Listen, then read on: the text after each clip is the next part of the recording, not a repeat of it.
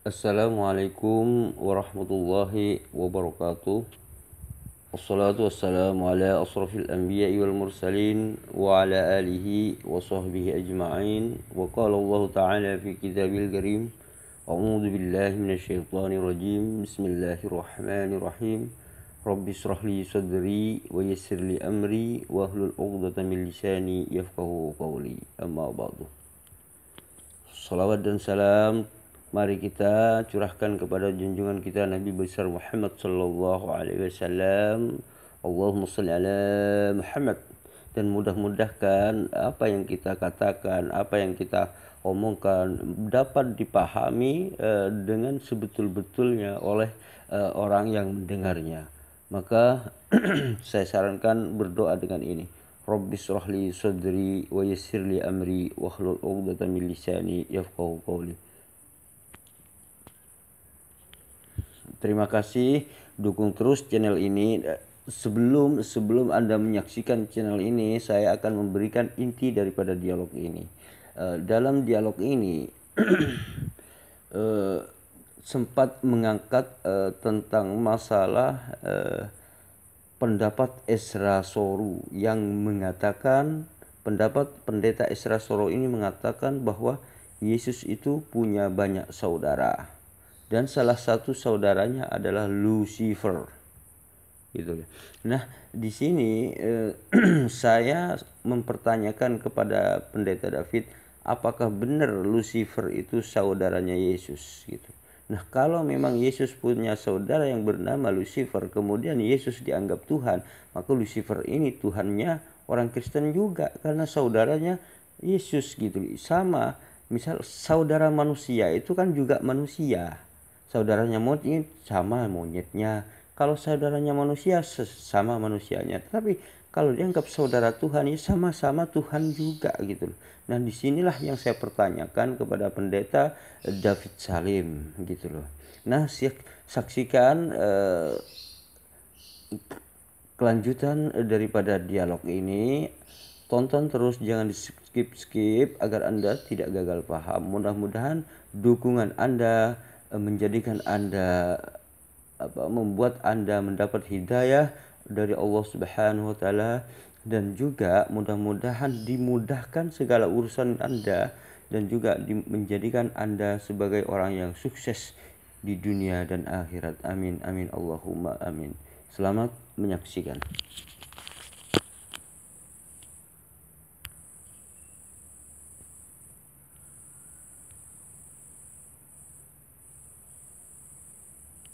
Mas, pokoknya ini ya Mas, kalau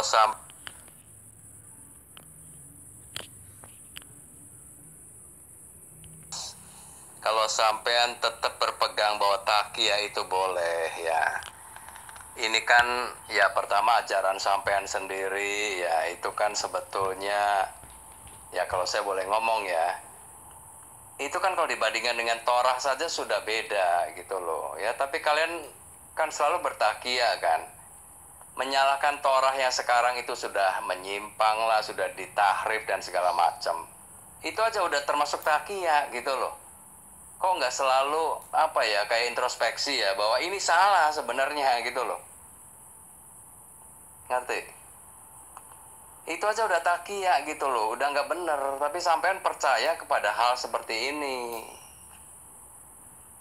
Ya jadi gimana dong ya? Nggak boleh Mas, takia itu ya.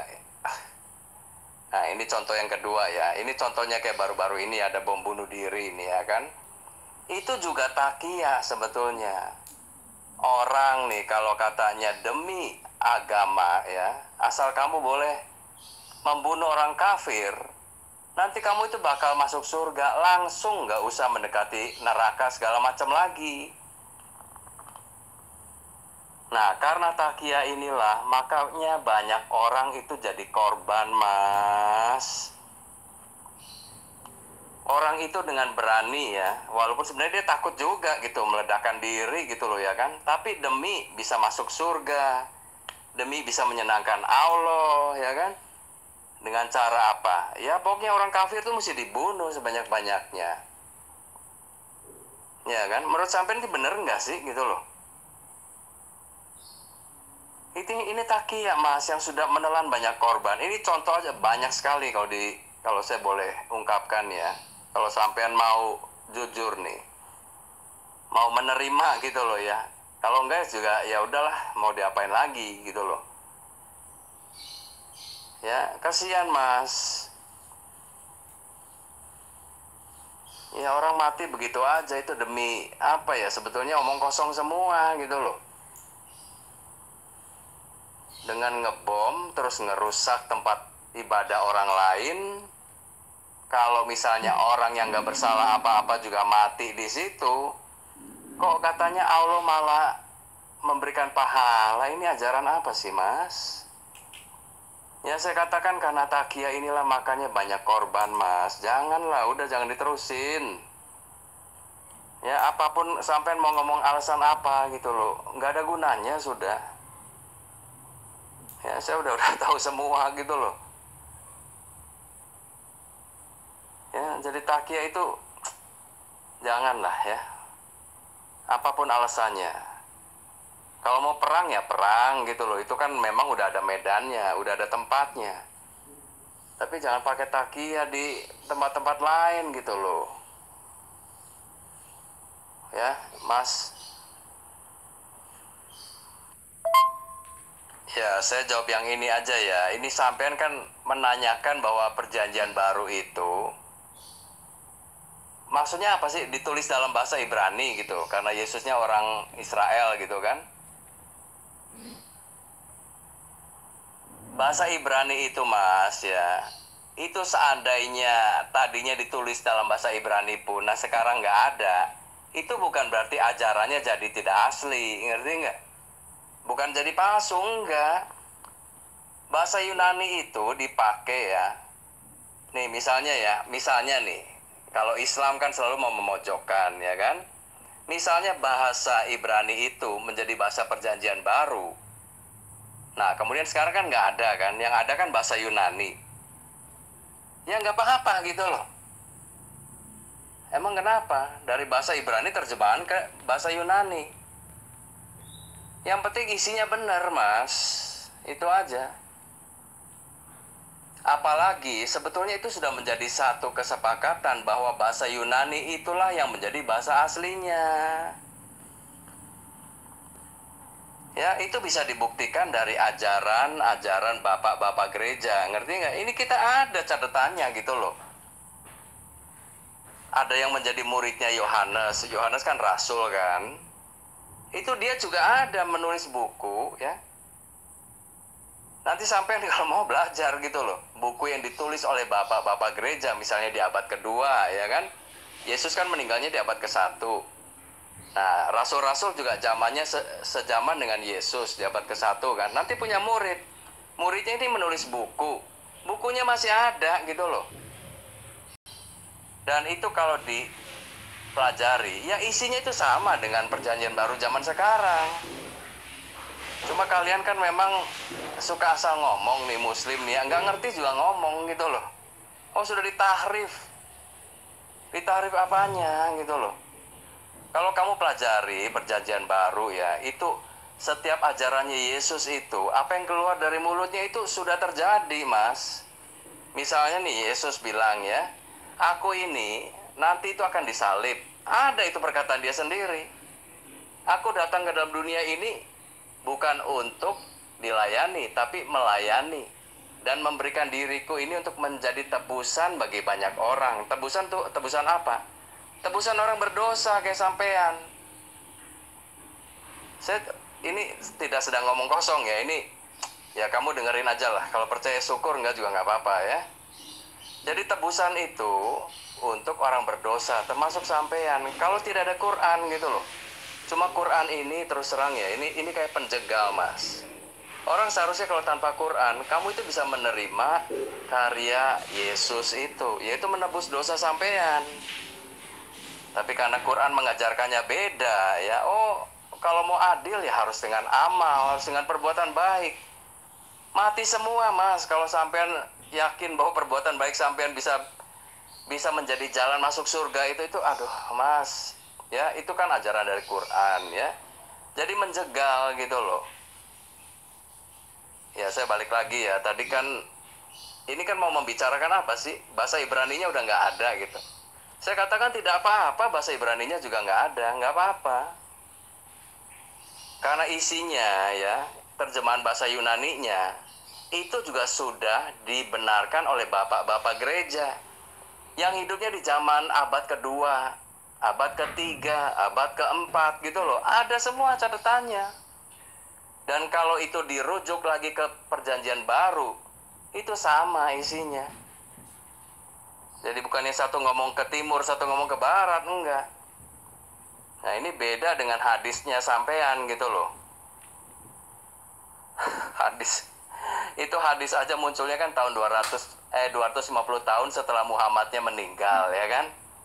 Nah itu hadis tuh siapa sih yang ngomong itu? Apa Muhammad semua? Dari si A disampaikan ke si B ke si C, ya kan, sanad, ya kan? Apa mungkin mas dari, nih ya, kamu tahu nggak sih hadis itu, tadinya itu ada 600.000, nomornya itu ada 600.000, disortir lah sama Bukhari, tinggal 7.000 apa 9.000 ya. Nah, tiap nomor itu ada sanadnya katanya. Coba sampean pikir aja, emangnya orang Islam saat itu sudah begitu banyaknya? Kalau rantainya itu satu nomor itu ada 6 orang, tinggal kaliin aja berapa ratus ribu orang itu.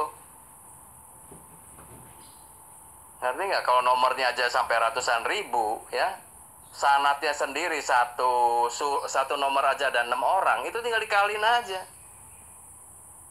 Masuk akal nggak sih? Nah, saya cuma mau mengatakan ini bahwa kalian nih, Quran sendiri morat-marit mas sejarahnya gitu loh. Ngerti morat-marit? Itu tuh jangan kamu juga anggap oh itu semua udah dihafal di pikiran di zaman siapa Utsman, ya kan? Omong kosong saya katakan, makanya Utsman tuh membakar semua versi yang lain. Hanya versi yang menurut dia ini supaya seragam nih, itu yang jadi patokan. Tapi itu saja nggak ada gitu loh. Mana versi Utsman? Itu sudah dirubah lagi mas. Itu kalau kamu tahu loh. Itu kalau kamu mau ya, kamu coba cek sejarah Quran asal pembentukannya itu. Itu orang Islam sendiri itu berbeda pendapat sama. Makanya ada yang bilang itu dekonstruksi sejarah Quran ya. Jadi yang anggapan-anggapan yang menurut saya sampean nih, oh itu di zaman Utsman, oh itu sudah dihafal, itu didekonstruksi lagi karena itu nggak masuk akal sebetulnya. Ya, jadi apa sih yang mau ditanyain sih coba? Yang tadi Ibrani ya. Mas saya sih memandang begini ya, kalau bahasa Ibraninya ada boleh, kalau tidak ada ya sudah, itu kan bahasa aslinya perjanjian baru, memang Yunani gitu loh. Tujuannya kenapa Yunani? Supaya Injil atau kabar baik itu bisa disebarkan ke sebanyak mungkin orang. Karena waktu itu orang lebih banyak mengenal bahasa Yunani. Ya ini beda dengan Quran, kalau Quran kan harus bahasa Arab. Ngaco itu kalau saya bilang mah. Kalau di zaman Musa gimana? Musa suruh berbahasa Arab. Kalau itu kamu pandang bahasa Arab hanya satu-satunya yang menjadi bahasa Allah. Coba berpikir lah mas ya. Kalau Kristen itu ya, itu kita tidak memandang bahasa tertentu sebagai bahasanya Allah. Enggak ada itu. Yang penting itu pemberitaannya, itu isi beritanya yang penting, ngerti ya enggak? Kalau isi beritanya salah, lo mau mandang ini bahasa Allah buat apa juga gitu loh. Sampai bandingin aja lah, udah Torah dengan Quran sampean lah, coba gimana? Kayak kemarin aja juga kan udah jelas ya, Muhammad itu menunjuk ini loh Tuhannya orang Quraisy. Yang berdiam di rumah ini, itu dia nunjuknya ke Ka'bah. Nah itulah Tuhan yang disembah oleh sampean. Itu udah jelas kok. Ya makanya saya berkali-kali bilang, mas hati-hati loh ya. Allah sampean tuh beda loh dengan Allahnya Musa ya. Semua muslim kan susahnya begini ya. Kalau saya mau menyampaikan kebenaran ini, sampean tuh bakal pada marah. Nanti dikiranya Allah SWT itu dihina lah segala macem. Ya kamu pelajari aja sendiri gitu loh. Terus pakai pikirannya sambil apa ya? Ya sambil pakai pikirannya gitulah ya. Coba baca itu surah Quraisy, itu udah jelas mas ya. Tuhan itu Tuhan yang berdiam di Ka'bah ini.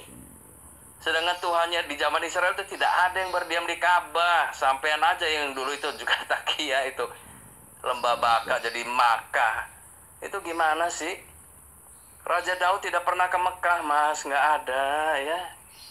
Itu menunjuk Yerusalem. Di situ ada bait Allah yang dibangun Raja Sulaiman nantinya.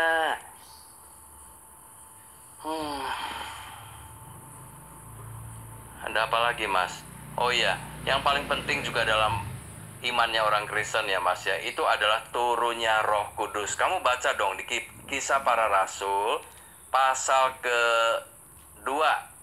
Dari pasal 1 dulu deh. Pasal 1 dan pasal 2. Sampean baca aja. Turunnya Roh Kudus itu adalah nubuat ya, atau perkataan sebelum peristiwa ini terjadi nih. Sebelum peristiwa turunnya Roh Kudus, Yesus sudah mengatakan, tunggu, murid-muridnya disuruh tunggu di Yerusalem.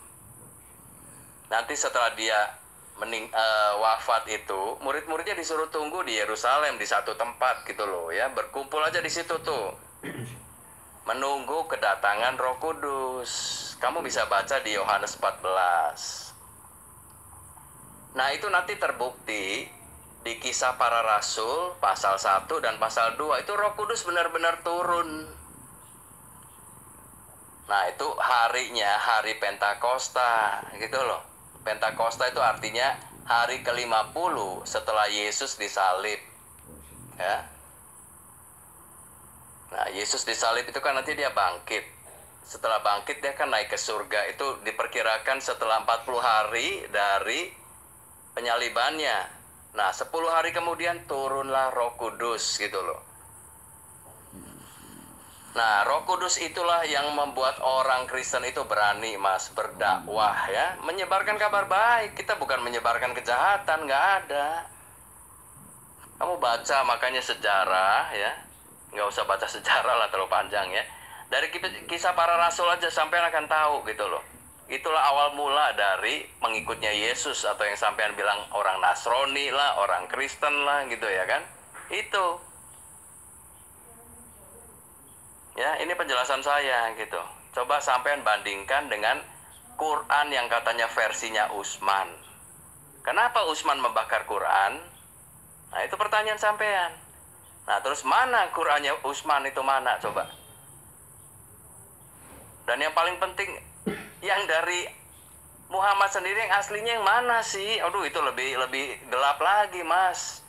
Jadi sebenarnya nih ya, coba kalau sampean jadi peneliti ya, coba sampean selidiki lah. Asal mulanya itu Quran sampai ada sekarang ini Quran yang mana gitu loh.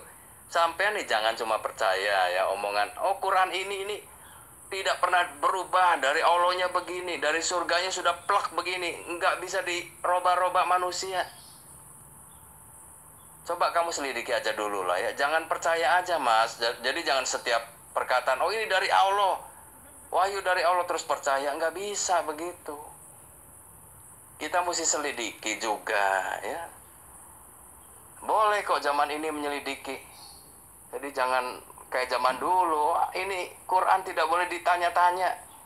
Ustadz tidak boleh dikritik. Aduh ya kacau dong kalau begitu. Kalau semuanya benar ya kan. Kalau ada yang salah terus kita nggak boleh ngomong juga apa? Ya jangan. Menurut saya sih nggak boleh mas. Ya main aja gitu jangan ya. Mas begini ya, yang dimaksud, yang saya maksud dengan berbohong dalam situasi darurat itu memang diperbolehkan mas gitu. Kan saya sudah contohkan beberapa kali, banyak sekali saya menerangkan atau menjelaskan tentang itu. Kan begitu. Contoh, kalau ada ingin orang dibunuh, maka kemudian Anda walaupun Anda tahu tempat persembunyian orang itu, maka Anda itu harus berbohong gitu loh Mas. Nggak boleh jujur. Kalau jujur berarti Anda itu bolot gitu loh. Nah, persoalannya kan ini, haruskah kita jujur atau berbohong, kan begitu Mas. Masa gak ngerti-ngerti sampean Mas. Dan Anda mengatakan, oh bom bunuh diri, bom apa itu taqiyah. Nah, sebenarnya begini Mas ya. Di dalam ajaran Islam, orang yang mengganggu kafir zimmi atau kafir yang tidak mengganggu orang Islam itu sama aja dengan mengganggu Nabi Muhammad Shallallahu Alaihi Wasallam gitu loh Mas. Itu tertera dalam ajaran Islam yang diajarkan oleh Rasulullah Muhammad Sallallahu Alaihi Wasallam. Nah, kalau misalkan ada orang yang mungkin itu adalah individu, kan begitu Mas. Anda, oh itu taqiyah, itu kan sebenarnya cuman apa ya, tuduhan Anda aja itu sebenarnya gitu loh. Ibarat gini aja ya, misalkan saya menuduh Anda begini ya, oh ada pendeta, saya pernah baca pendeta tuh banyak yang mencabuli jemaatnya gitu, banyak yang mencabuli jemaatnya. Bahkan saya baca di Australia itu ya, ada 300 jemaat ini hamil semua gitu loh Mas. Itu dicabuli oleh seorang pendeta atau pastor gitu ya. Nah, mereka itu hamil semua gitu. Dicabuli semua sebanyak 300 jemaah perempuannya itu. Nah, kalau saya tuduhkan seperti yang Anda tuduhkan, oh berarti kan pendetanya kan sudah kepenuhan Roh Kudus, karena dosanya sudah dihapus, maka seenaknya saja mencabuli orang-orang. Nah, kalau hanya tuduhan seperti itu saya pun bisa sebenarnya gitu loh Mas. Bisa. Itu berarti anggap pendeta dalam ajaran Kristen itu dosanya kan ditebus kan Tuhannya yang dibunuh. Orang Tuhannya sudah mati, tertakluk sama manusia, maka manusia itu seenaknya aja mencabuli orang gitu. Nah, kalau hanya tuduhan-tuduhan seperti itu, saya pun bisa Mas, cuman mengatakan begitu. Berhubung Anda ini nggak tahu, saya sudah jelaskan bolak-balik bahwa bohong itu jujur itu ada batasannya gitu loh Mas.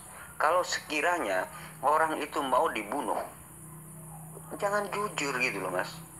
Jangan jujur. Contoh gini, contoh kasus di dalam Alkitab ya. Begini ya. ketika Romawi itu bertanya kepada Yudas, ini muridnya Yesus loh ya. Yudas ini kan seperti Anda gitu loh. Yudas ini kan seperti Pak Pendeta David Salim gitu. Dia itu jujur, gak boleh bohong gitu loh. Begini, ketika orang Romawi atau orang Yahudi itu bertanya, Yudas, mana Yesus? Sembunyi di mana Yesus? Gitu. Nah, maka iblis membisikkan gini, Yudas jujur aja Yudas gitu. Akhirnya apa? Yudas ini jujur. Oh, saya harus jujur ini. Yesus itu sembunyi di sana. Nanti kalau orang yang saya cium itu, dialah Yesus gitu. Itu kan jujur. Memberitahukan tempat persembunyian Yesus, di mana dia itu bersembunyi, kan begitu. Yudas ini kan jujur, tetapi kejujuran Yudas menghancurkan Yesus. Makanya sama Yesus disebut dengan pengkhianat gitu loh. Artinya jujur seperti itu tuh pekerjaan iblis gitu loh. Karena mengikuti bisin iblis gitu loh. Nah, kalau Anda jujur gak tahu jujur seperti itu, maka Anda ini sama dengan Yudas gitu loh Mas. Padahal sebenarnya di dalam Bible itu sendiri sudah diajarkan oleh Yesus. Yudas ini kan jujur. Ketika Romawi itu ingin membunuh Yesus, Yudas, di mana Yesus gitu. Oh, ada, sembunyi di sana gitu sama Yudas itu. Nanti gini ya, kalau orang yang saya cium dialah Yesus, kan gitu. Dia itu kan Yudas jujur gitu. Tapi kejujuran Yudas ini membuat Yesus itu menjadi hancur gitu. Nah, makanya Yesus mengatakan Yudas ini adalah pengkhianat gitu. Pengkhianat. Kejujuran seperti itu disebut pengkhianat oleh Yesus. Padahal Yudas jujur, memberitahukan apa adanya gitu. Nah, disitulah yang Anda tidak tahu bahwa Yesus itu sebenarnya sudah mengajarkan jangan berbohong dalam situasi darurat seperti itu. Jangan jujur dalam situasi seperti itu, harus bohong gitu loh. Berhubung Anda ini nggak tahu Alkitabnya sendiri, ya seperti itulah Anda gitu. Anda ini persis seperti Yudas gitu loh. Mirip persis seperti Yudas gitu loh.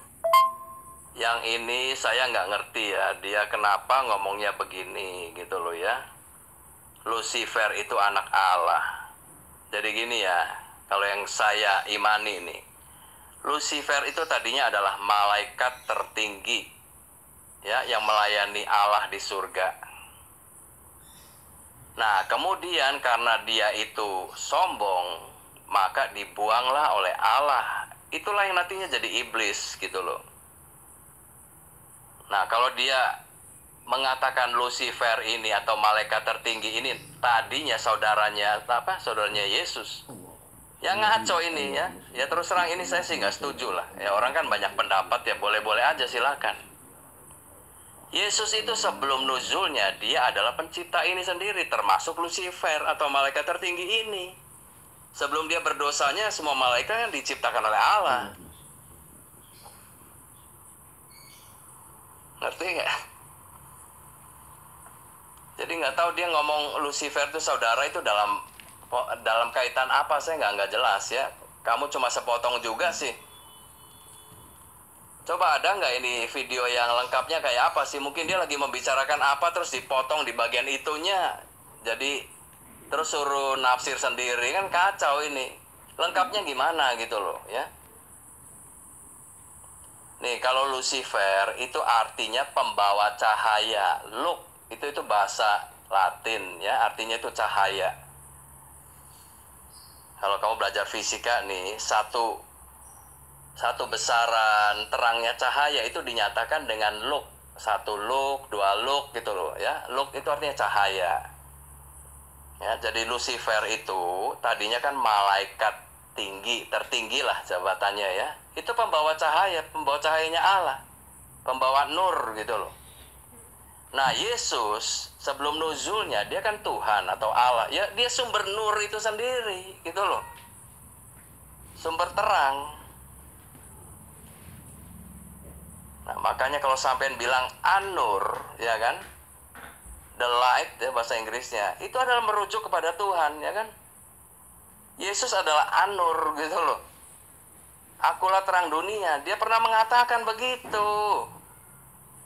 Akulah terang dunia, akulah ya, bukan aku ini cuma meneruskan terang, bukan, akulah terang atau sumber dari terang itu.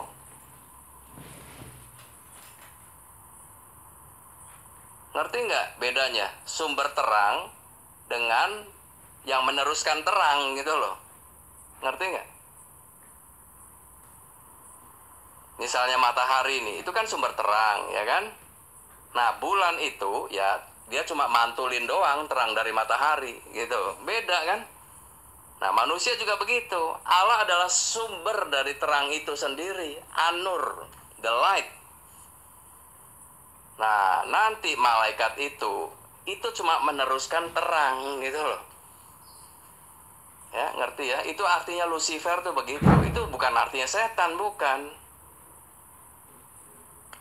Cuma banyak orang memang salah menafsirkan ya, Lucifer itu setan katanya atau iblis. Itu tidak begitu ya. Lucifer itu artinya pembawa terang. Itu malaikat tertinggi itu tadinya ya dia pembawa terang sebelum dia jatuh, sebelum dia berdosa gitu loh. Nah, kalau Yesus dia adalah sumber dari terang itu. Dialah An-Nur, the light. Ya, ngerti ya? Iya, kalau sampean nih sekali lagi ya, udah ini mendingan terakhir aja lah. Udah ya, saya udah tahu pendapatnya sampean setuju bohong itu boleh asalkan gitu kan.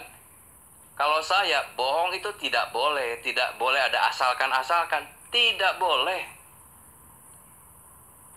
Karena di dalam kitab Torah pun itu iblis itu menipu manusia itu dengan kebohongan yang kecil, Mas. Kelihatannya kecil gitu loh. Nah, nanti manusia percaya kepada kebohongan itu.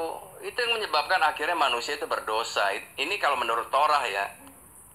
Ya, kalau menurut Quran kan memang pewahyuannya beda ya. Sampean bilang kan Adamnya di surga. Ya, kalau menurut Torah Adamnya ada di bumi gitu loh. Memang manusia diciptakannya di bumi kok, bukan di surga. Ngerti ya?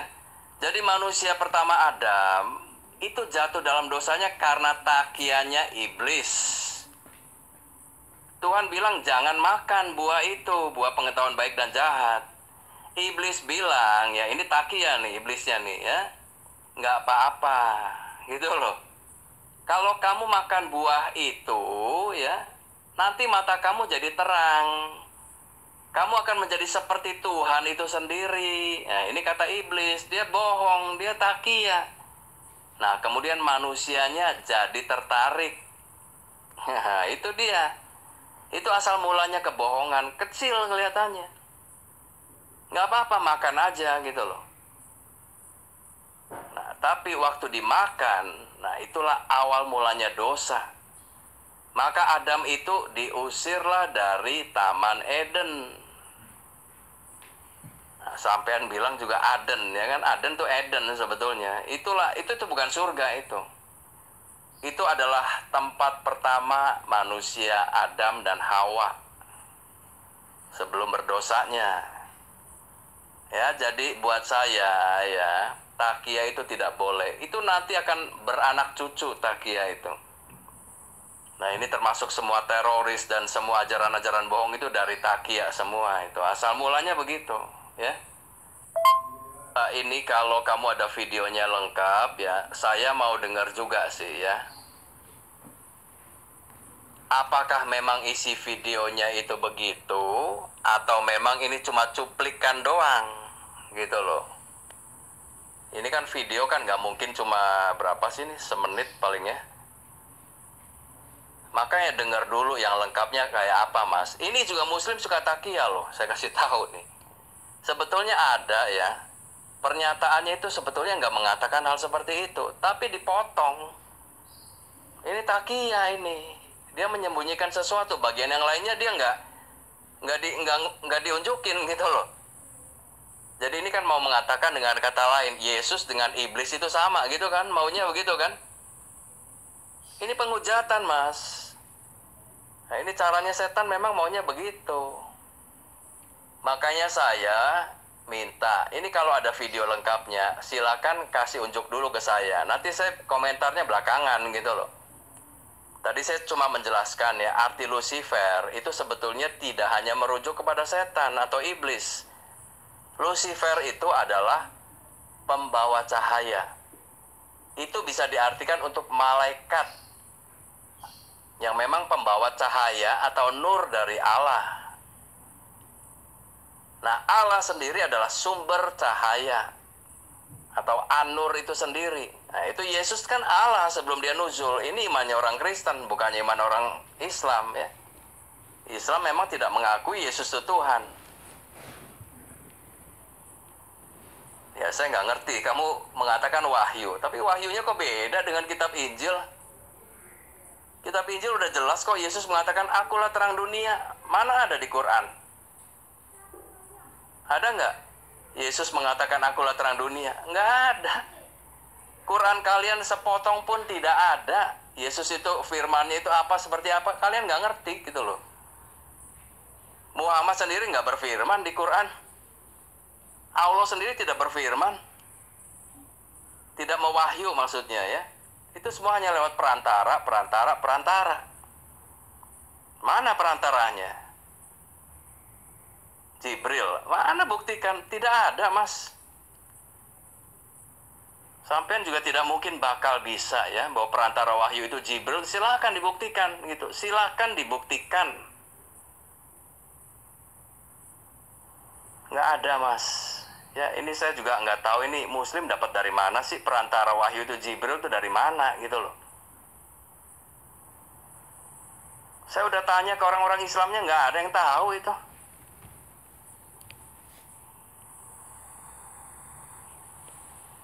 Kalau sampean menunjuk ke hadis ya saya minta maaf ya, hadis itu kan ditulisnya 250 tahun kemudian setelah Quran. Mendingan jangan dipakai kalau buat diskusi itu, nanti kacau sampean. Hadis itu isinya terus terang ya morat marit ya. Ada yang katanya itu memfitnah Muhammad lah. Makanya kan sampean ada hadis sahih, sohi ya kan.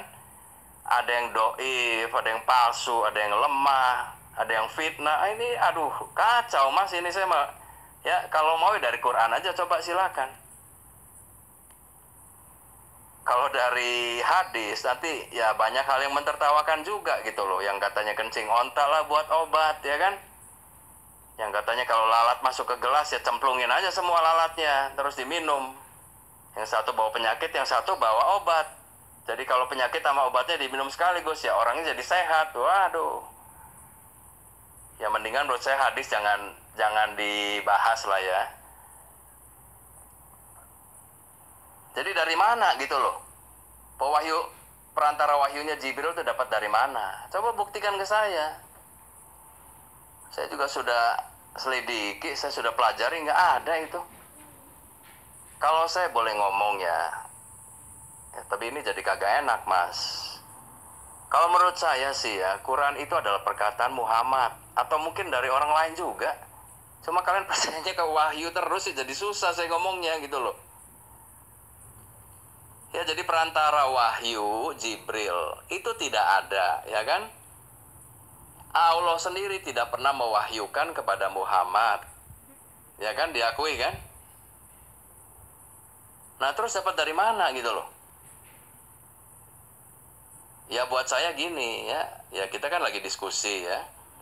Jadi sumbernya itu kalau tidak dari Muhammad sendiri ya, itu ada orang lain mas. Ya itu kan ada zaman khalifah-khalifah, ya kan? Quran juga tidak ada aslinya.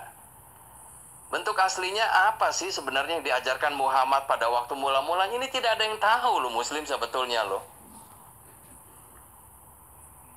Ya, kalian sendiri mengakui sumbernya sudah dibakar kok oleh Utsman. Tinggal satu versinya, terus alasannya kiroat lah segala macam. Kiroat tidak membuat Quran itu harus dibakar. Kalau cuma beda kiroat kan nggak apa-apa gitu loh.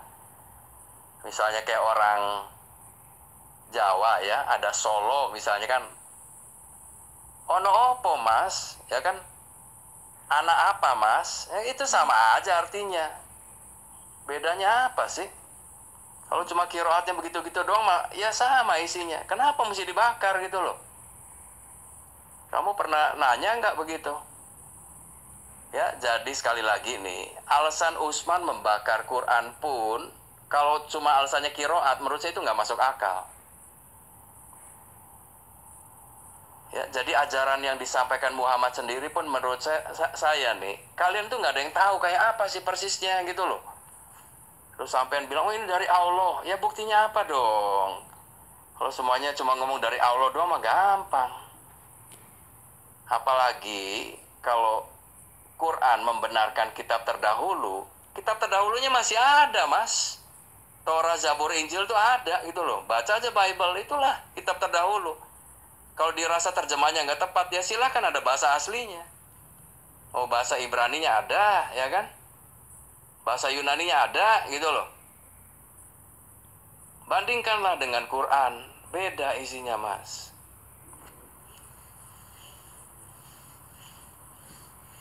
Ya, sampai pernah nanya nggak sih membenarkan kitab-kitab terdahulu?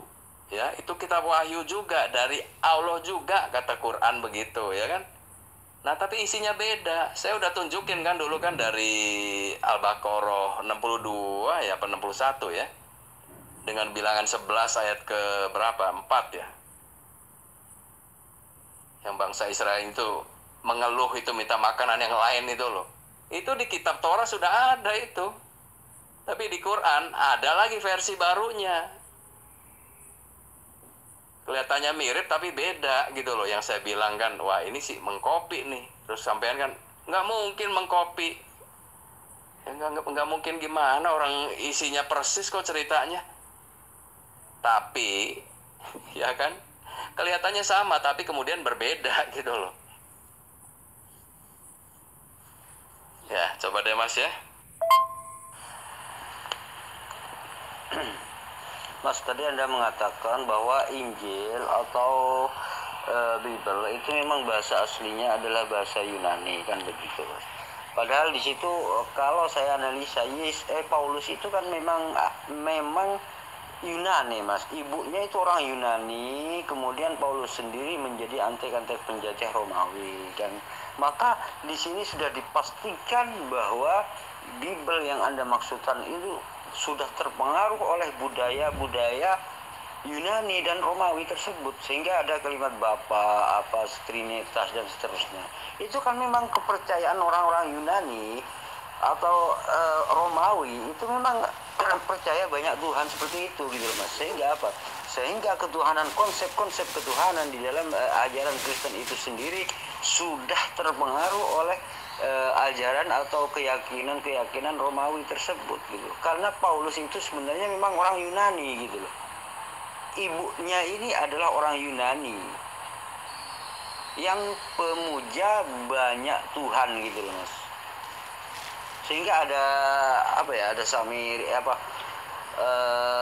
Samiris apa segala macam itu, ya ini Trinitas, intinya Trinitas gitu. Itulah kepercayaan orang-orang Yunani dan Romawi tersebut. Nah, Bible ini berbahasa Yunani diterjemahkan ke dalam bahasa Yunani, dan ini jelas terpengaruh oleh budaya-budaya Yunani seperti yang mempercayai banyak Tuhan tersebut kan. Artinya ketika diterjemahkan ke dalam bahasa Yunani, otomatis ini yang asli ini, bahasa aslinya kan dihilangkan Mas. Nah, untuk menghilangkan jejak bahwa satu-satunya yang asli adalah berbahasa Yunani, ini sebenarnya adalah sebuah siasat gitu loh. Padahal kenapa harus bahasa aslinya tidak diikutkan gitu loh? Ya karena tahu bahwa ini ada misi-misi penyimpangan gitu loh Mas. Sebenarnya gitu loh. Seandainya memang dia itu memang benar-benar Injil yang Yesus pegang, bahasa asli ini tidak boleh dihilangkan gitu. Sebagaimana Al-Qur'an kan begitu Mas. Kalau Al-Qur'an ini kan apa ya, fair.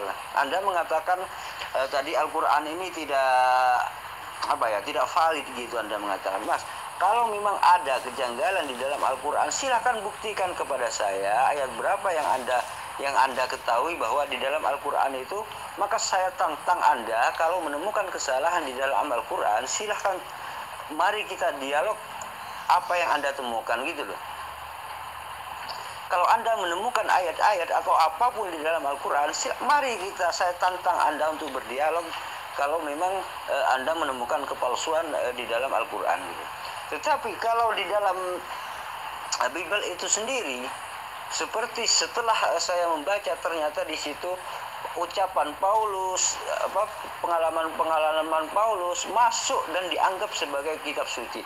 Ini adalah sebenarnya sudah merupakan penyimpangan dari kalimat kitab suci itu sendiri. Kan kalau kitab suci itu kan firman Tuhan gitu loh Mas. Firman Tuhan gitu loh. Masa Paulus di penjara termasuk firman Tuhan? Ini kan penyimpangan. Inilah yang disebut dengan Bible itu bukanlah kitab suci gitu Mas. Tetapi hanya sebatas sejarahnya Paulus sebagian gitu loh.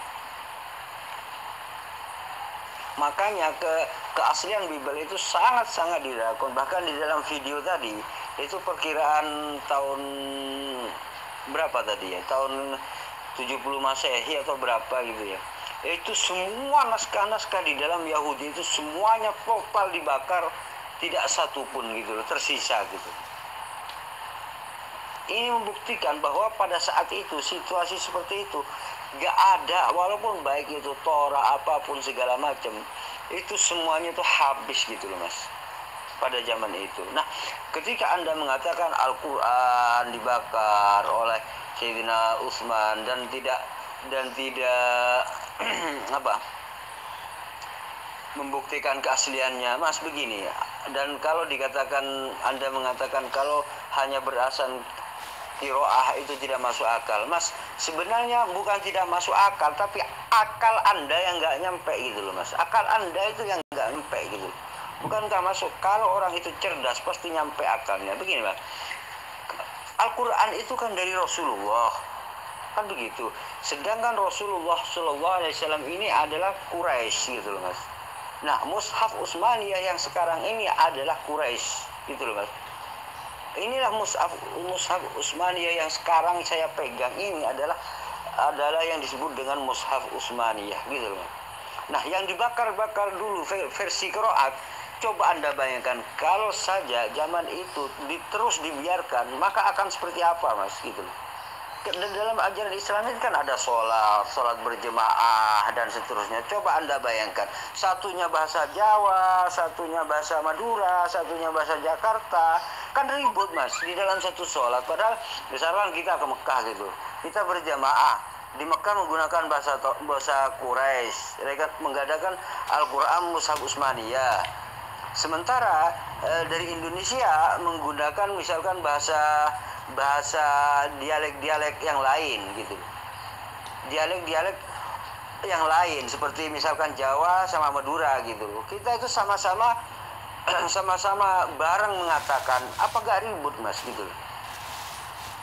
Itulah hikmah dibalik kenapa Mushaf Utsmaniyah ini dikembalikan kepada ajaran Rasulullah SAW.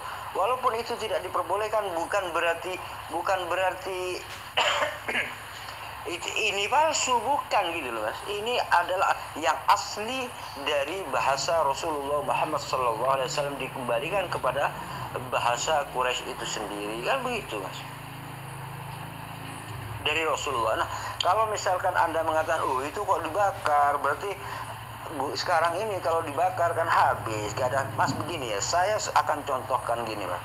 Ini kan sudah 1000 tahun, sudah 1000 tahun lebih dari Nabi Muhammad SAW di era sekarang ini ya, gitu ya. Nah, seandainya hari ini misalkan ada seorang raja gitu, atau begini, ada satu orang itu membakar seluruh Al-Quran, tak tersisa satupun, naskah-naskah Al-Quran ini tidak tersisa satupun gitu loh. Sekarang sudah 1000 tahun ini, Mas, gak tersisa satupun gitu. Nah, walaupun itu sudah hilang semua, umat Islam dengan mudah mencetak kembali Al-Quran gitu loh. Dengan mudah. Karena apa? Karena banyak Al-Quran yang sudah dihafal. Umat Islam ini mengetahui isi daripada Al-Quran itu sendiri gitu. Maka mudah sekali umat Islam untuk mencetak kembali gitu. Beda dengan Bible, satu lembar saja hilang, maka pendeta akan bongkar-bongkar lemari, gali-gali parit, gali-gali got gitu, loncat-loncat sungai, menyelam laut untuk mencari itu gitu. Karena tidak satu pun pendeta mengetahui isi Alkitabnya gitu loh. Disinilah bedanya. Nah, persoalannya gini, Mas, padahal ini sudah 1000 tahun lebih ya, 1000 tahun lebih, 1400 tahun lebih dari Nabi Muhammad SAW. Itu keasliannya, walaupun dibakar semua itu masih akan tetap bisa ditulis kembali, dicetak kembali walaupun dibakar seluruhnya. Apalagi pada saat itu, masa-masa itu adalah masa-masa yang dekat, cuman selisih beberapa tahun dari Rasulullah gitu loh, Mas. Antara Rasulullah meninggal sama Sayyidina Utsman ini cuma beberapa tahun gitu loh, Mas. Nah, walaupun itu terjadi, misalkan Sayyidina Utsman itu, misalkan peristiwa yang Sayyidina Utsman lakukan itu di era sekarang misalkan ya, Mas, di era sekarang ini, kemudian dibakar seluruh Al-Quran, habis total gitu, Mas, total gitu, di era sekarang sudah 1000 tahun. Itu pun umat Islam sebenarnya tidak kesulitan, Mas, gitu. Tidak kesulitan mengumpulkan Al-Quran ini, tetapi di situ di dalam Islam itu kan dibiasakan musyawarah atau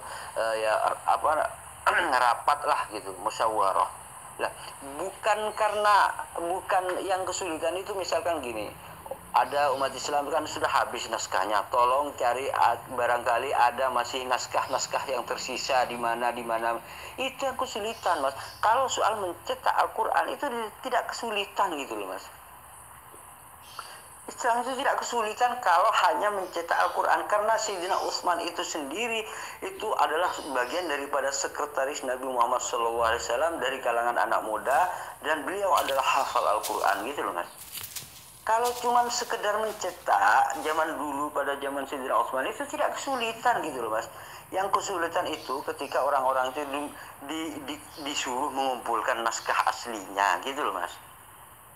Bukan berarti Al-Quran pada saat itu belum tahu. Kalau misalkan nggak disuruh mengumpulkan naskah asli, langsung ditulis itu bisa gitu loh, Mas. Seperti sekarang misalkan ya, seperti sekarang gini, di era sekarang ini, misalkan anggaplah gini, seorang raja di sekarang gini, seorang raja ini membakar seluruh Al-Quran gitu. Membakar seluruh total, tidak ada satu Al-Quran pun, tidak ada satu naskah Al-Quran pun di dunia. Nah, umat Islam ini walaupun sudah tidak ada naskah-naskahnya itu, sangat mudah mencetak kembali Al-Quran gitu loh Mas. Karena dihafal oleh jutaan umat Islam gitu loh. Ini sudah 1000 tahun lebih dari Nabi Muhammad gitu loh sekarang ini. Apalagi saat itu adalah masa-masa yang sangat dekat dengan Rasulullah. Tentu masih kental-kentalnya Islam itu gitu loh Mas. Masih semangat-semangatnya gitu loh. Itu yang perbedaan di dalam ajaran Bible. Kalau misalkan seluruh Bible, satu lembar aja, gak usah semuanya, satu lembar aja, itu seluruh Bible itu nggak ada, satu lembar aja, pasti tidak menjadi ayat-ayat kosong di dalam Bible itu. Pasti ini, saya jamin ini, karena tidak satu pendeta pun yang tahu isi kitab sucinya gitu. Pasti menjadi ayat-ayat yang kosong, ini saya jamin itu gitu loh. Nah, kalau kan beda Mas. Walaupun nggak ada satupun naskah aslinya, umat Islam itu sangat mudah untuk mencetak kembali gitu, karena sudah tahu isi Al-Qur'annya gitu. Nah, gitulah keindahannya atau terjaminnya Al-Qur'an di dalam ajaran Islam, di dalam Islam itu sendiri. Beda dengan Alkitab gitu. Kalau dibakar satu lembar ya pasti garuk-garuk telinga, bongkar-bongkar got gitu untuk mencari lembaran yang hilang. Itu pendeta pasti begitu. Kalau sampai hilang lembaran-lembaran di dalam kitab itu, karena nggak tahu isinya itu apa, nggak tahu gitu loh Mas.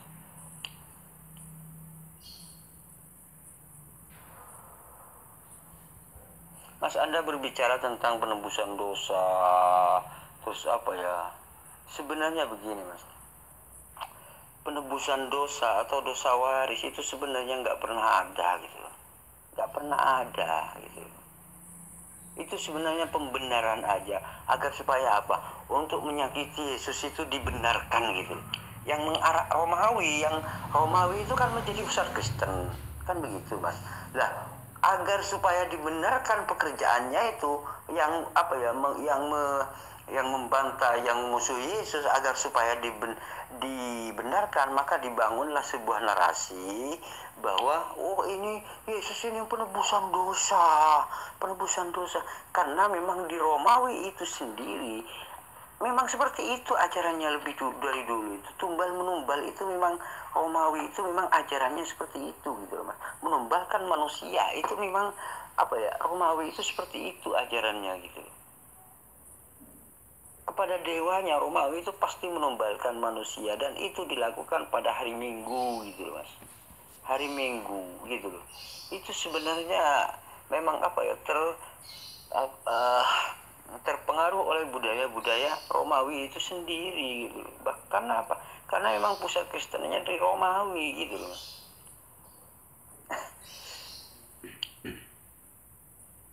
Dan lagian begini Mas, kan di dalam kalau Anda percaya Bible itu sebagai firman Tuhan, dan di dalam Bible kan dikatakan Mas, terkutuklah yang di tiang salib, kan gitu.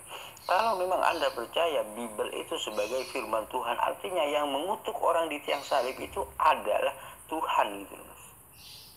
Kalau Anda percaya Bible sebagai firman Tuhan, maka yang mengutuk orang yang di tiang salib itu adalah Tuhan. Jika Tuhan yang mengutuk orang di tiang salib itu, berarti benar-benar yang di tiang salib itu orang jahat, bukan Yesus gitu Mas. Bukan Yesus, tetapi orang jahat. Banyak sekali yang dikutuk Tuhan bergambar di dalam Bible itu adalah dia itu semuanya orang jahat gitu. Semuanya orang jahat gitu. Nah, kalau Tuhan mengutuk orang yang di atas salib, berarti yang di atas salib itu saya pastikan dia itu memang bukan Yesus gitu. Karena Yesus bukan orang terkutuk, Yesus itu orang terhormat gitu Mas. Tetapi Tuhan mengatakan terkutuklah yang di tiang salib, itu artinya Tuhan yang mengutuk orang yang di tiang salib itu. Bisa jadi yang di tiang salib itu memang benar-benar orang yang mengkhianati Yesus gitu. Makanya diserupakan dengan Yesus karena dia itu mengkhianati Yesus atau musuh-musuh Yesus gitu. Bisa jadi karena Tuhan yang mengutuk orang yang di tiang salib. Masa Yesus dikutuk? Kan gak bisa, Mas. Itu yang mengutuk Tuhan lagi. Kalau Tuhan yang mengutuk itu pasti orang itu sudah jahat gitu. Artinya kalau Anda menuhankan orang yang disalib itu berarti Anda Tuhan. Anda menuhankan orang yang terkutuk, Anda menuhankan orang yang jahat tersebut gitu.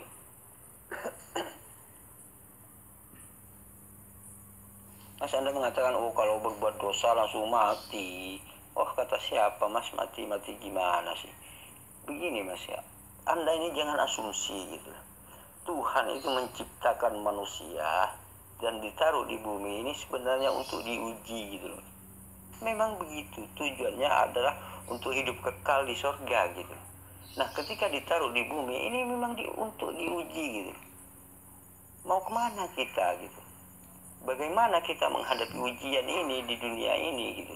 Nah, kalau Anda tidak benar-benar mencari siapa Tuhan yang sebenarnya dan Anda hanya menuhankan orang yang terkutuk di atas salib itu, maka saya pastikan Anda akan pasti masuk neraka gitu loh, Mas. Kenapa? Karena Yesus sendiri tidak pernah mengajarkan dirinya sebagai Tuhan, kemudian Anda tuhankan. Disitulah apa yang Anda sebut Tuhan itu hanya berdasarkan klaim, berdasarkan asumsi semata gitu loh. Nah, anda meragukan hadis dan seterusnya. Padahal itu kan hadis, bukan kitab suci di dalam Al-Quran ini. Ini hadis ya, hadis. Nah, sedangkan di dalam Bible itu sendiri lebih parah daripada hadis ini gitu. Lebih parah. Kenapa Anda? Ini kitab suci loh Anda ini. Kitab suci Anda ini lebih parah daripada hadis ini. Kalau hadis ini masih diseleksi oleh ulama bahwa di situ banyak hadis-hadis palsu karena sanadnya tidak sampai kepada Rasulullah Muhammad SAW. Sedangkan Bible ini tidak melalui proses penelitian sama sekali. Asal imani saja, jangan banyak tanya. Kalau misalkan Bible itu diteliti dulu seperti orang yang meneliti hadis, saya pastikan bahwa Bible itu akan menjadi tipis bukunya gitu loh, Mas. Akan menjadi tipis. Karena apa? Banyak akan yang dibuangnya gitu loh. Kalau sampai Bible itu diteliti benar-benar gitu loh.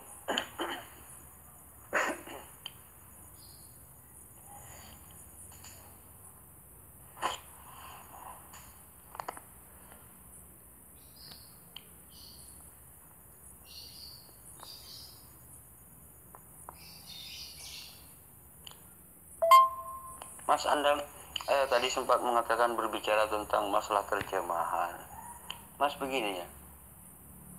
Kalau terjemahan itu kan seharusnya menuju kepada teks aslinya.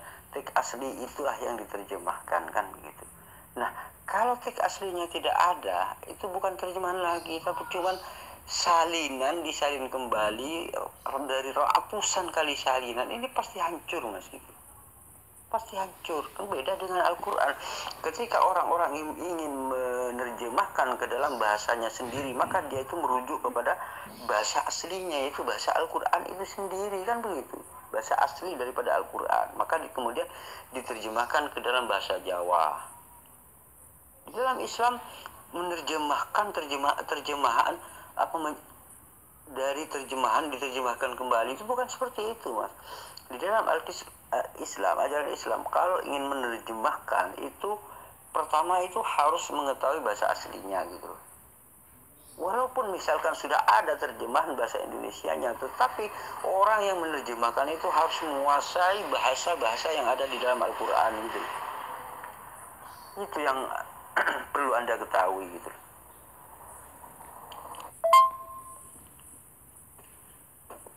Mas, Anda sempat berkata begini, Allah Subhanahu wa taala itu beda dengan Allahnya Musa. Mas, saya menjamin bahwa Allahnya Nabi Musa itu adalah sama dengan Allah yang saya sembah. Karena saya mempelajari tentang sifat-sifatnya gitu, Mas. Yang disebut Allahnya Nabi Musa itu sifat-sifatnya itu adalah Maha Pencipta, Maha Kuasa, gitu Mas. Tidak berak, tidak ngenge, tidak mencari kayu bakar gitu loh Mas, enggak, tetapi maha kuasa, maha agung, maha mulia gitu loh Mas, maha abadi gitu loh Mas. Itu sifat-sifatnya Tuhannya Nabi Musa. Nah, tetapi setelah saya lihat, setelah saya cek Yesus, apakah sama sifat-sifat Yesus ini dengan Tuhannya Nabi Musa? Ternyata beda banget gitu loh. Beda. Yesus lemah, Yesus gak berdaya, Yesus gak punya power. Yesus itu makan nasi goreng. Kalau makan kan pasti gitu loh Mas. Pasti itu, saya jamin itu. Terus kemudian Yesus nete agar supaya mendapat asupan gizi, agar bergizi Yesus itu disusui gitu loh Mas. Ini membuktikan bahwa kelemahan-kelemahan itu ada pada diri Yesus gitu loh Mas. Nah, setiap yang seperti itu tidak pantas Mas disebut sebagai Tuhan, itu tidak pantas. Nah, kalau lemah itu sudah tidak dikategorikan maha agung gitu loh Mas. Kalau seperti itu tidak dikategorikan sebagai maha agung. Yang disebut dengan maha agung itu adalah tidak punya kelemahan sama sekali gitu. Itulah yang disebut dengan maha mulia, maha agung, maha abadi. Yang disebut dengan maha abadi itu karena dia itu tidak pernah berubah dan tidak pernah mati gitu loh Mas. Kalau misalkan mati, pernah mati, berubah, itu bukan maha abadi itu namanya Mas. Itu tidak, yang tidak maha abadi itu tidak pantas disebut sebagai Tuhan gitu loh Mas. Tidak pantas. Anda ini sama aja menghina Tuhan kalau begitu gitu loh Mas. Mas, Anda mengatakan apa ya tadi ya? Allah diam di rumah ini, Anda mengatakan begitu. Nah, sebenarnya Anda ini cuma memfitnah Mas. Yang tertulis di situ adalah Allah pemilik rumah ini, gitu loh Mas. Bukan diam di dalam rumah ini, bukan. Tetapi di dalam Al-Quran itu disebutkan ada Allah pemilik rumah ini. Nah, saya sudah katakan pada Anda bolak-balik. Contoh gini ya, saya ini punya rumah di beberapa tempat gitu. Semua daerah di Indonesia ini saya punya rumah misalkan begini. Oh ini rumahnya Hasan. Di Jakarta ada, Surabaya ada, di Manado ada. Nah, ketika mengatakan pemilik rumah ini, bukan berarti saya diam di situ gitu loh Mas. Di rumah itu cuman pemiliknya adalah saya, kan begitu Mas. Saya sudah terangkan kalimat-kalimat seperti itu bolak-balik. Mungkin ada 9 kali ya sejak kita dialog itu. Tapi Anda masih saja mengangkat hal-hal seperti itu. Itu bukti bahwa Anda ini gak punya modal lagi kecuali mengulang-ulang itu gitu. Gak ada lagi, gak punya modal lagi. Nah, kalau memang Anda, misalkan Anda menemukan beberapa ayat di dalam Al-Quran, menemukan kejanggalan-kejanggalan di dalam Al-Quran, silahkan itu angkat gitu. Apa yang di dalam Anda anggap parah di dalam Al-Quran, silahkan Anda angkat. Nah, nanti apa yang Anda angkat itu akan tertusuk pada Anda sendiri gitu loh Mas. Saya pastikan itu gitu. Contohnya kemarin itu tentang Anda membahas tentang Nabi Isa, yang Allah mengatakan Nabi Isa tidak pernah mengajarkan dirinya sebagai Tuhan gitu. Itu kan sebenarnya senjata makan tuan ketika Anda mau mempermasalahkan Al-Quran, tetapi Al-Quran itu malah menyerang Anda sendiri yang dipermasalahkan itu, maka terlihat ketololan, kebodohan Anda sendiri gitu loh Mas. Kenapa? Karena di situ Nabi Isa sendiri yang menolak, kan begitu Mas.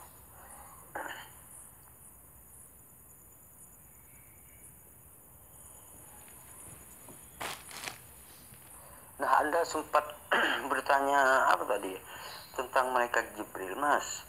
Sebenarnya malaikat Jibril itu memang sejak dari dulu itu memang yang petugasnya itu adalah malaikat pembawa firman Allah kepada utusan gitu loh Mas. Itu sebenarnya konsep. Bahkan di dalam Bible itu sendiri tergambar ada ada ada nama malaikat Gabriel itu. Berhubung Anda tidak tahu siapa Jibril, ya Anda seperti itu. Itu membuktikan bahwa Anda ini tidak tahu. Dan di dalam konsep Trinitas itu sebenarnya orang Kristen itu salah kaprah gitu loh. Salah kaprah. Kan padahal Yesus sudah mengatakan konsep Trinitas itu sebenarnya nggak ada. Itu terpengaruh dari Romawi aja sebenarnya gitu loh. Sehingga dituhankan semua gitu. Padahal di sini intinya gini. Yesus adalah utusan Bapa. Kan begitu. Nah, ketika Yesus itu dibaptis di sungai mana? Yordan ya. Ya di sungai itu, dia itu apa? Yesus di sungai, Roh Kudus di awang-awang, Bapa di surga. Kan begitu, Mas. Bapa itu di surga. Nah, di sini membuktikan bukan berarti itu Tuhan semua gitu loh, Mas. Yang di sungai itu adalah utusan, sedangkan yang berupa merpati itu adalah Ruhul Kudus yang disebut dengan malaikat Jibril, sedangkan yang Bapa itu adalah Tuhannya Yesus, kan begitu. Berhubung pada saat Yesus itu pada saat Bible belum tahu nama Tuhannya, maka disebut dengan Bapa. Itu hanya terpengaruh oleh budaya Romawi sebenarnya disebut Bapa. Kalau disebut kalau di dalam Taurat itu disebut YHWH, Bapa itu YHWH, anggaplah begitu gitu. Artinya Yesus itu utusan YHWH gitu loh, Mas. Jangan dipukul rata semua gitu loh, Mas. Utusan tidak sama dengan yang mengutusnya begitu loh. Nah, ketika di dalam konsep ketuhanan Kristen ini terpengaruh oleh Romawi, terpengaruh oleh budaya-budaya Romawi dan Yunani, maka semua dicampur aduk gitu loh, Mas, terlebur sehingga Tuhan semua itu gitu loh. Nah, disitulah penyimpangan-penyimpangan yang terjadi pada ajaran Yesus gitu loh. Sebenarnya Yesus nggak pernah mengajarkan demikian, karena berhubung Kristen ini terpengaruh oleh budaya Yunani dan Romawi, akhirnya menjadi Trinitas seperti itu akhirnya gitu loh, Mas. Mas, Anda mengatakan selidiki Al-Quran itu, Mas. Saya sudah baca berulang-ulang tentang Al-Quran ini gitu. Saya itu sudah baca tentang Al-Quran itu. Nah, jika misalkan saya kan tidak menemukan satupun kesalahan di dalam Al-Quran. Nah, jika Mas Pendeta David menemukan satu saja kesalahan Al-Quran, maka silakan angkat itu gitu, Mas. Silakan angkat gitu. Saya pastikan apa yang Mas angkat itu akan menjatuhkan, membuat Mas terjerambab ke dalam got gitu. Serendah-rendahnya gitu, pasti akan terjatuh terkapar serendah-rendahnya dengan ayat yang Mas angkat itu gitu. Saya pastikan itu gitu. Mas, begini ya, kan Pendeta Esra Soru ya, Pendeta Esra Soru mengatakan Lucifer saudara Yesus. Itu kan sudah jelas di situ dikatakan. Bahkan itu Yesus itu punya saudara lagi, Adam satunya. Adam atau siapa itu ya? Lupa itu. Enggak nonton lagi ya. Pokoknya ada lagi Adam itu saudara Yesus. Itu dijelaskan oleh Pendeta Soru dengan sejelas-jelasnya, kan begitu, Mas. Karena apa? Itu kan seorang pendeta, Mas. Kan kepenuhan Roh Kudus. Esra Soru kepenuhan Roh Kudus, makanya dia itu memberitahukan kepada Mas David bahwa Yesus itu Lucifer itu saudaranya Yesus gitu, kan gitu, Mas. Kan kepenuhan Roh Kudus yang mengatakan itu, Mas, gitu. Kepenuhan Roh Kudus, kemudian dia itu mengatakan Lucifer itu saudaranya Tuhan gitu loh. Kan Yesus kan Anda anggap Tuhan, itu saudaranya itu Lucifer. Lucifer saudaranya Tuhan. Aduh.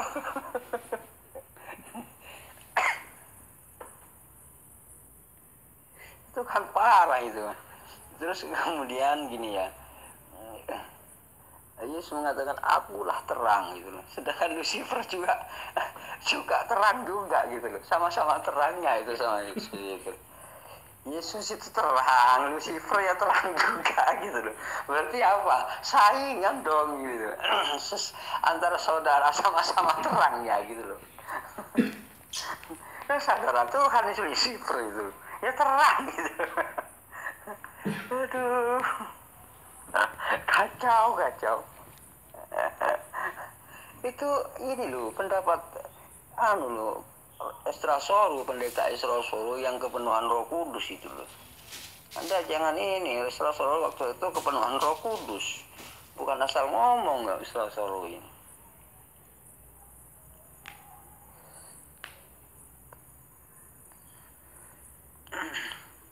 Nah begini, kalau misalkan Yesus mengatakan akulah terang itu, gitu ya.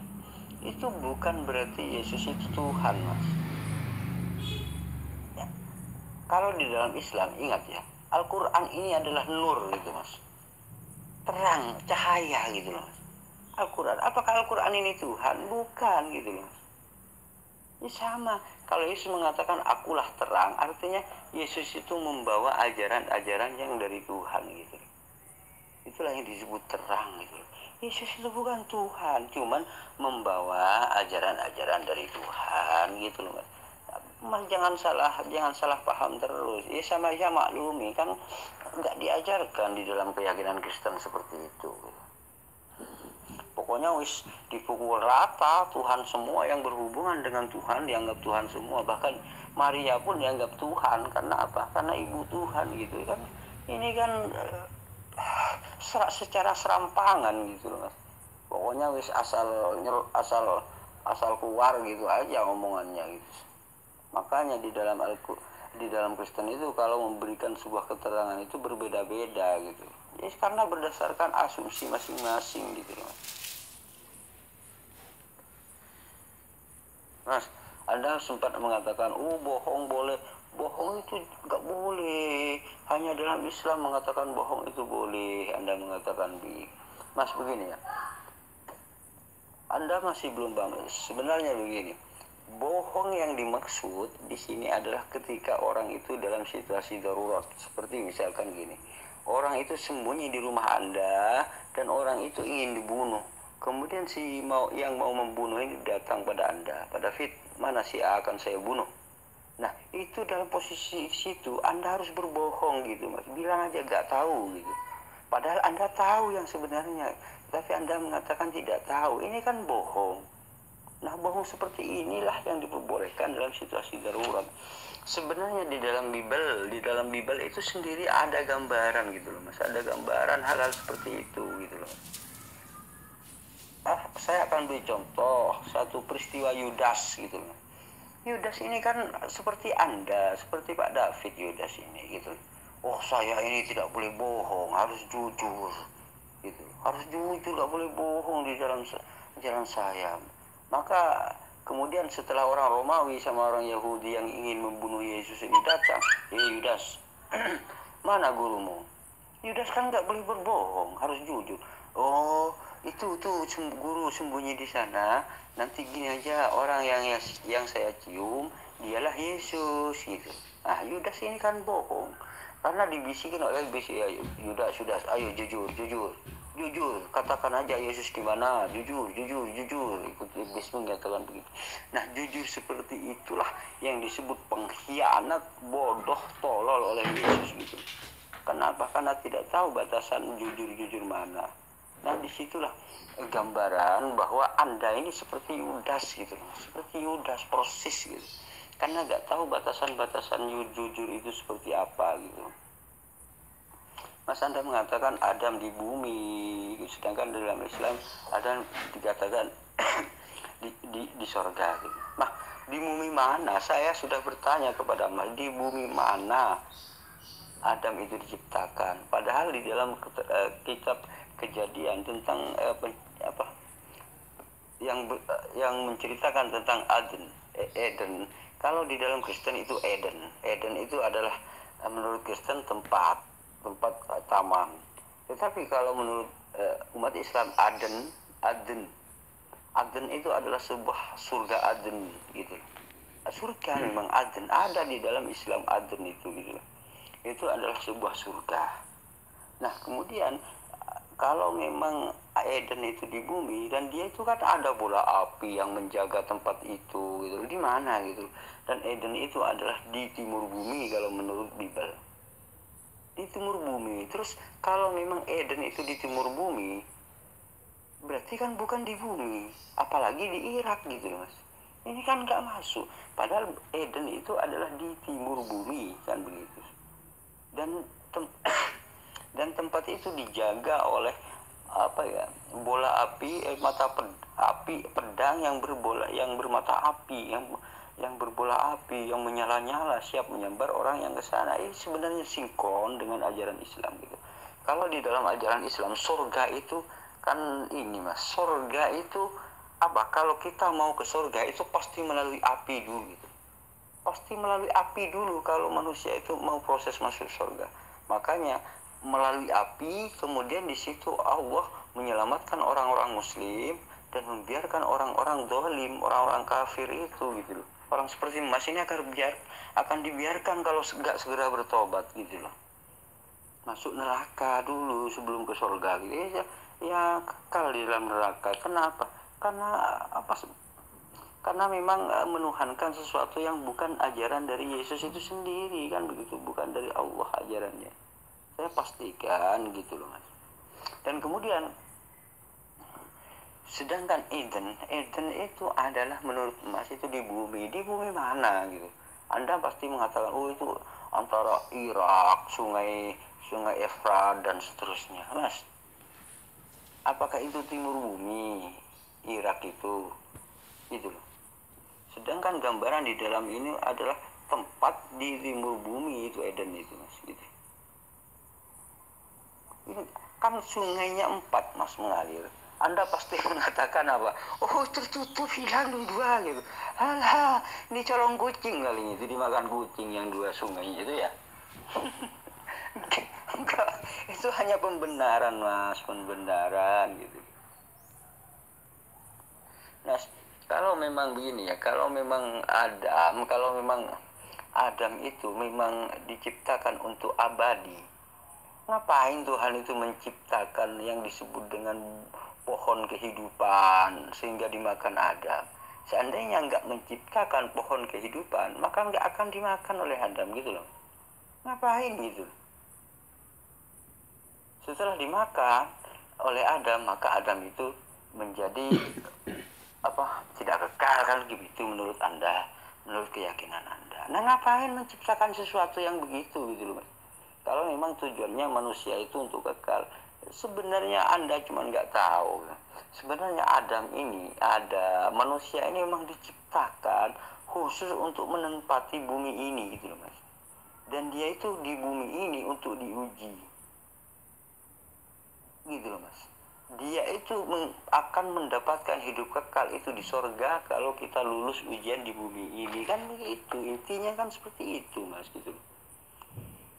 Sehingga Adam itu makan itu memang semua itu adalah rencana Tuhan, rencana bagian daripada rencana Tuhan, karena manusia ini diuji di dunia ini gitu loh mas. Diuji kan, orang masuk surga itu kan memang diuji dulu mas gitu. Gak mungkin orang naik pangkat, masuk ke suatu tempat itu gak diuji sembrono, enggak, pasti diuji dulu gitu. Maka dari situ manusia ini diuji dulu, kalau lulus baru masuk surga gitu loh mas.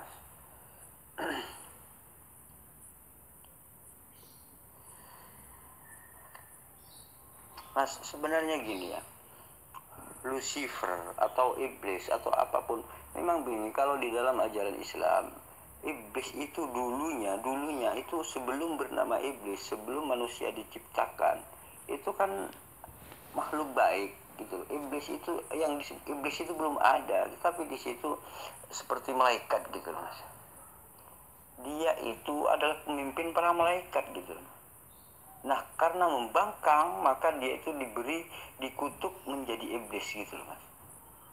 Karena membangkang kepada perintah Allah, karena membangkang pada apa yang Allah perintahkan, maka dia itu diberi nama iblis gitu. Karena itu membangkang gitu. Sejak membangkang itulah maka disebut iblis. Nah kalau Anda mengatakan Lucifer itu pada awalnya adalah cahaya, karena jatuh, itu sepertinya memang ada memang ada keterkaitannya dengan iblis gitu loh Mas.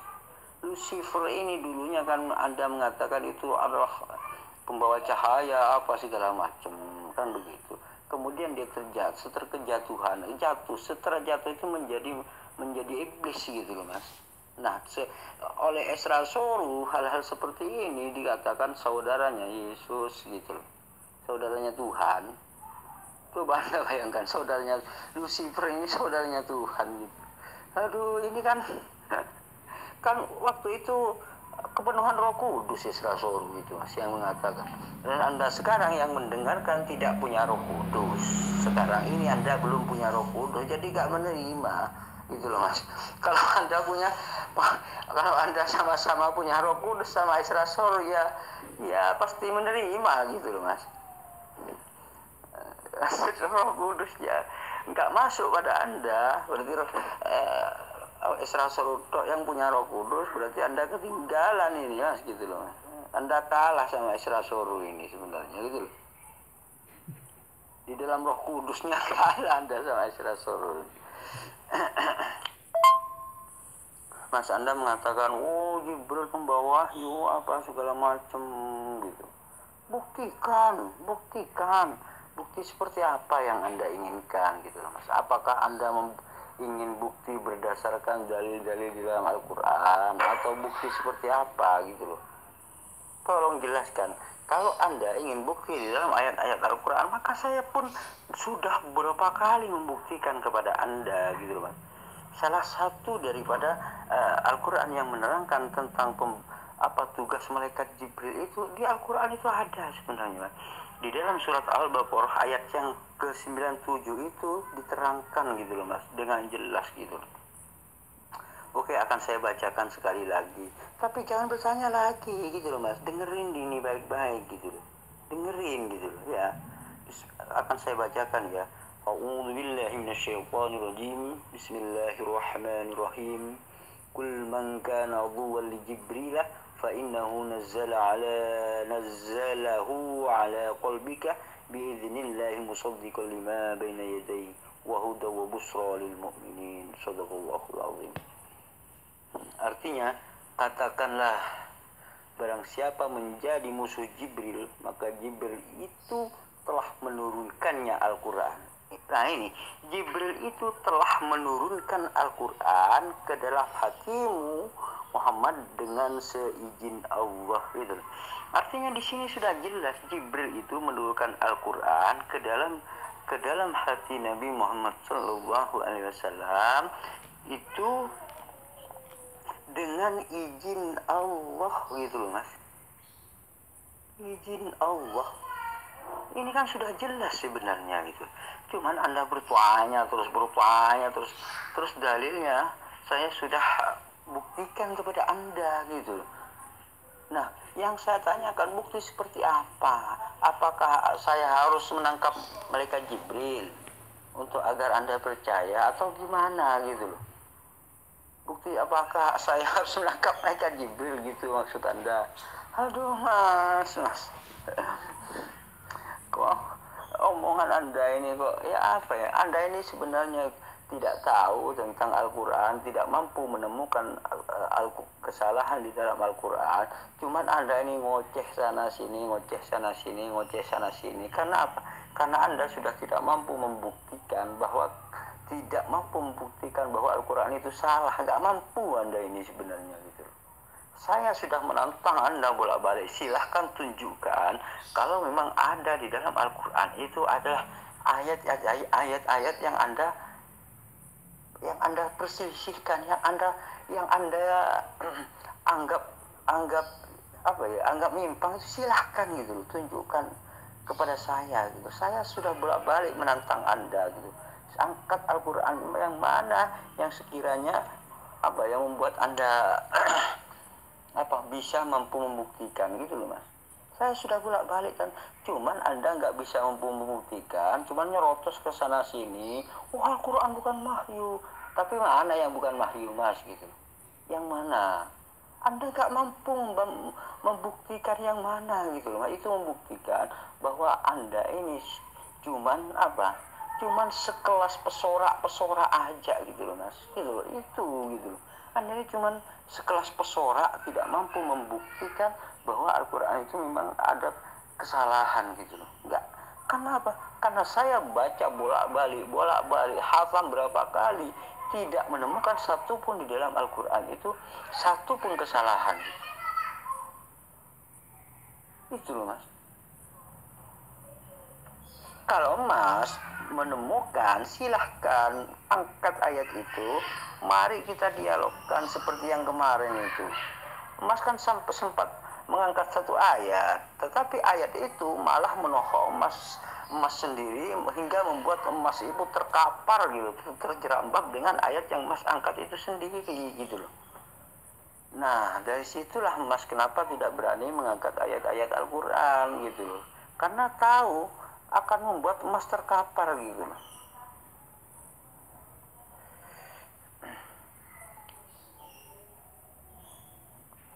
Mas, Anda mengatakan, oh Allah itu tidak pernah berfirman kepada Nabi Muhammad. Itu kan menurut Anda, karena Anda tidak tahu gitu loh. Bible aja Anda nggak tahu Mas. Kalau di situ ada malaikat Jibril sebagai yang bertugas penyampai wahyu, nggak tahu Anda, apalagi ke Al-Quran gitu loh. Itu kan hanya menunjukkan ketololan Anda gitu loh Mas. Membuktikan bahwa itu Anda nggak tahu apa-apa tentang Al-Quran gitu. Bibelnya sendiri loh Anda nggak tahu. Padahal di dalam Bibel itu tertera nama Jibril. Jadi itu datang kepada setiap orang gitu loh. Kepada ibunya Nabi Ismail, Tuhan itu Tuhan itu berbicara terus melalui malaikat itu sebenarnya gitu loh Mas. Bukan langsung bicara gitu. Terus kepada ibunya Yesus. Artinya Yesus dan Ismail ini adalah dua orang pilihan gitu loh. Karena ibunya sama-sama difirmankan Tuhan gitu loh Mas. Nah, apakah Ishak ini ibunya difirmankan Tuhan? Tidak. Ya. Selalu kepada Nabi Ibrahim gitu. Kalau Sarah ini nggak pernah menerima firman dari Tuhan atau berbincang atau menerima firman dari Tuhan, menerima amanat dari Tuhan itu nggak pernah gitu loh. Tetapi kalau Hajar menurut Bible itu sering itu ketika Ismail nangis, Tuhan itu membimbing gitu loh. Wahai Hajar, ini keindahan sebenarnya bahwa Ismail ini adalah memang benar anak-anak yang memang dijanjikan dan akan dijadikan seorang yang mulia gitu loh Mas. Karena dari Ismail inilah keturunannya sehingga nyampe kepada Nabi Muhammad Shallallahu Alaihi Wasallam.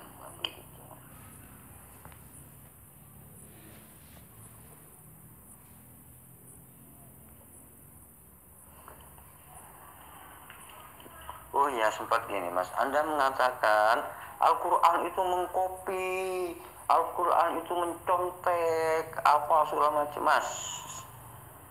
Nah, saya juga sudah bolak-balikan Mas. Kalau memang Al-Quran itu mencontek, kalau memang Al-Quran itu mengkopi, tidak satu pun orang Arab itu percaya kepada Al-Quran gitu loh Mas. Karena pada saat itu Nabi Muhammad itu bukan siapa-siapa gitu loh Mas. Bukan raja, bukan orang yang berpengaruh, bukan siapa, bukan. Dia itu dari bawah gitu loh Mas, dari kalangan rakyat biasa gitu loh Mas. Sehingga dia itu punya sahabat yang bernama Abu Bakar. Makanya Nabi Muhammad SAW selalu ingin diintimidasi oleh orang-orang itu gitu loh Mas. Benar pun diintimidasi, apalagi memang berkata dusta gitu loh, pasti gini, tidak akan ada yang membela gitu. Berhubung Nabi Muhammad SAW dikenal sebagai orang yang sangat jujur, orang yang dapat dipercaya dan dapat dipertanggungjawabkan, dan orang yang tidak pernah berkata dusta, maka paman-pamannya, walaupun dia itu belum Islam, dia itu banyak yang membela gitu loh Mas. Karena apa? Karena kejujuran dan akhlak beliau Nabi Muhammad SAW ini gitu loh Mas. Anda ini kan cuma berdasarkan tuduhan gitu loh. Fitnah yang anda kemukakan. Anda ini tidak mengangkat satu dalil pun sebenarnya itu. Tidak gitu. Terus tuduhan Anda ini berdasarkan apa? Itu gak ada, cuman berdasarkan asumsi dan berdasarkan kebencian. Itulah yang menyebabkan Anda ini menuduh gitu. Jadi tuduhan Anda ini hanya berdasarkan kebencian, bukan berdasarkan apa yang Anda pelajari, bukan gitu Mas. Itu gitu loh. Hanya berdasarkan kebencian, bukan berdasarkan fakta-fakta yang Anda temukan di dalam Al-Quran, bukan gitu loh Mas. Anda menolak ini karena hanya berdasarkan kebencian, itu aja. Bukan Anda berdasarkan menemukan sesuatu yang memang fatal di dalam Al-Quran, bukan gitu. Kalau saya buktikan, kan kalau saya kan beda Mas, begini. Kalau saya gini kan, Mas David ini saya katakan itu keyakinan Mas David itu hanya sebuah asumsi, sebuah klaim. Kenapa saya mengatakan begitu? Karena memang ini bukan ajaran Yesus. Yesus tidak pernah mengajarkan dirinya sebagai Tuhan. Kenapa Pak David Tuhan kan? Itu kan berdasarkan klaim. Itu fakta itu Mas.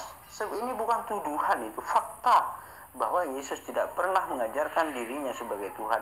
Tetapi Pak David mengklaim Yesus itu Tuhan gitu. Hanya berdasarkan asumsi gitu loh. Itulah yang ada pada keyakinan orang-orang Kristen gitu loh. Udahlah Mas, Anda ini kan seorang pendeta. Jangan biasakan asumsi-asumsi seperti itu. Keyakinan-keyakinan asumsi, keyakinan-keyakinan klaim itu jangan sampai diajarkan kepada jemaatnya gitu loh Mas. Kalau memang Yesus tidak pernah mengajarkan seperti itu, janganlah pernah diajarkan gitu loh Mas. Contoh, Yesus tidak pernah mengajarkan dirinya sebagai Tuhan. Yesus hanya mengaku sebagai utusan saja. Ajarkan kepada Yesus. Oh ternyata selama ini, ajarkan kepada jemaatnya. Oh ternyata selama ini kita salah. Yesus itu hanya mengaku utusan. Yesus itu tidak pernah mengaku dirinya sebagai Tuhan. Nah ajarkan seperti itu gitu loh Mas. Jangan suka mengajarkan sebuah asumsi-asumsi kepada jemaat Anda. Ini kebiasaan nanti gitu loh Mas. Akan terjadi kebiasaan seperti itu. Akhirnya apa? Semua Kristen hanya asumsi dalam menjawab gitu loh. Jangan biasakan mengajarkan asumsi tersebut gitu loh. Ini kebiasaan nanti bagi jemaatnya gitu loh Mas. Karena berhubung pendeta seperti Anda mengajarkan sebuah asumsi, mengatakan Yesus itu sebagai Tuhan, maka akhirnya jemaatnya pun berasumsi terus gitu loh Mas. Ini karena pendetanya sendiri seperti Anda ini mengajarkan asumsi gitu. Gitu loh Mas. Nah, begitulah dialog antara Hasan Madura dengan seorang pendeta tersohor, yaitu pendeta David Salim. Dukung terus channel ini.